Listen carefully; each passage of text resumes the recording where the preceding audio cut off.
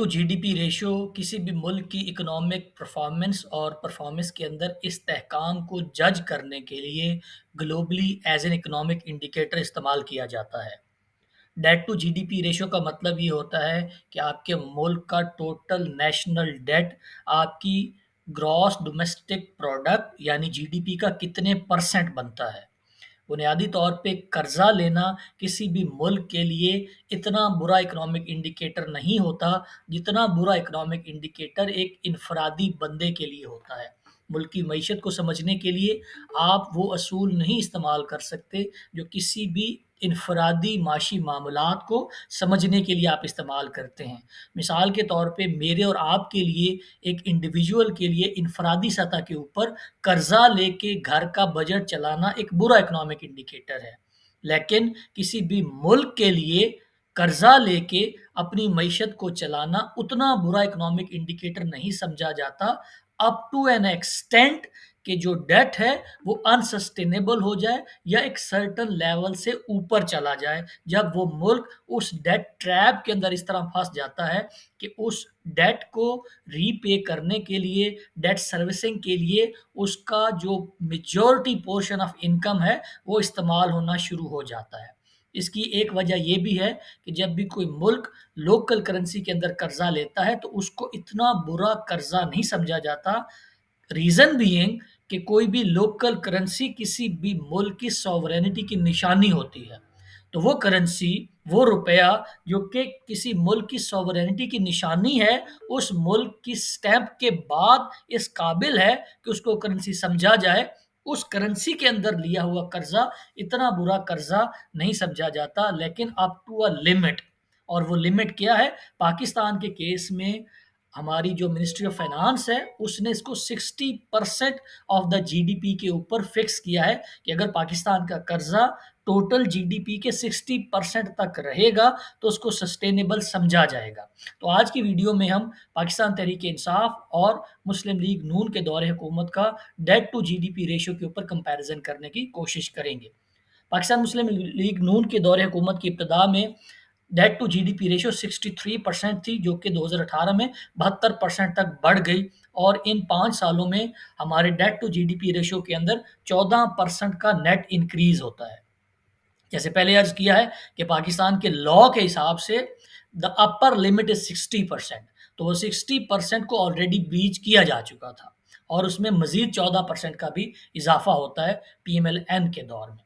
PTI के दौर में ये 72% थी और अप्रैल 2022 में ये 88% ऑफ आवर जीडीपी हो चुका है। और इन 3 सालों और 8 महीनों के अंदर पाकिस्तान तहरीक इंसाफ ने इस डेट टू जीडीपी रेशियो में 22% का इंक्रीज़ किया है।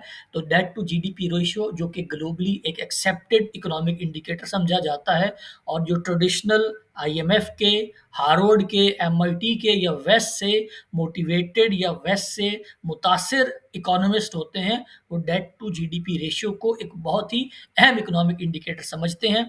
तो इस इकोनॉमिक इंडिकेटर के ऊपर भी पीटीआई की जो परफॉर्मेंस है मुस्लिम लीग नून से बेहतर नहीं है। और ये जो इजाफा है, ये 14% का नेट इंक्रीज था जो पीएमएल-एन ने किया आफ्टर द रीपेमेंट। ये कर्जे के अंदर टोटल नेट इंक्रीज था।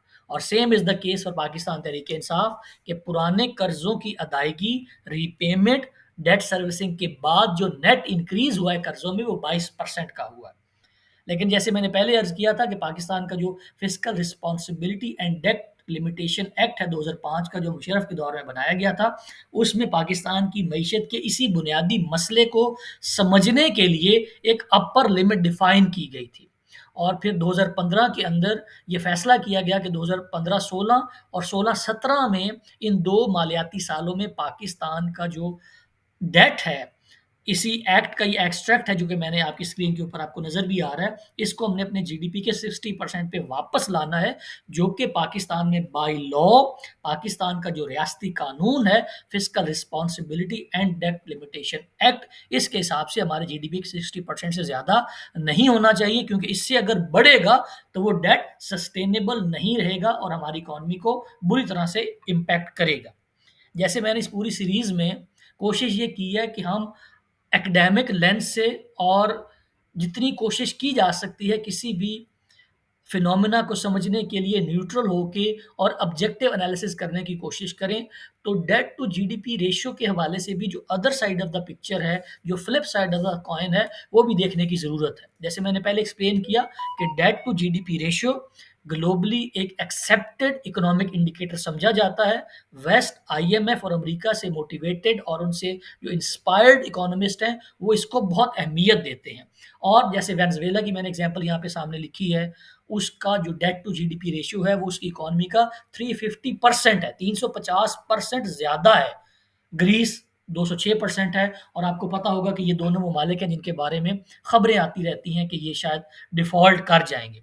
तो इससे तो ये लगता है कि किसी भी मुल्क के डेट टू जीडीपी रेशियो का ज़्यादा होना इंडिकेट करता है उसकी मईशत के अंदर मौजूद सीरियस मसाइल मौजूद हैं।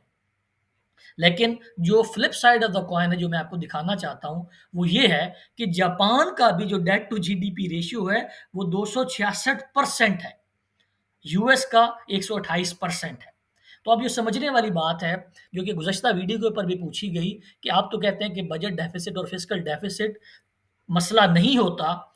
इसी तरह अब इस कन्वर्सेशन से भी यही लग रहा है कि डेट टू जीडीपी रेशियो के हवाले से दोनों साइड्स के आर्गुमेंट नज़र आ रहे हैं कि वेनेजुएला और ग्रीस की इकोनॉमीज़ तो बहुत बुरी तरह परफ़ॉर्म कर रही हैं, वहाँ पे भी डेट टू जीडीपी रेशियो ज़्यादा है और जापान और यूएस की इकोनॉमीज़ के बारे में तो दूसरी राय नहीं हो सकती कि ये बहुत अच्छी इकोनॉमीज़ हैं।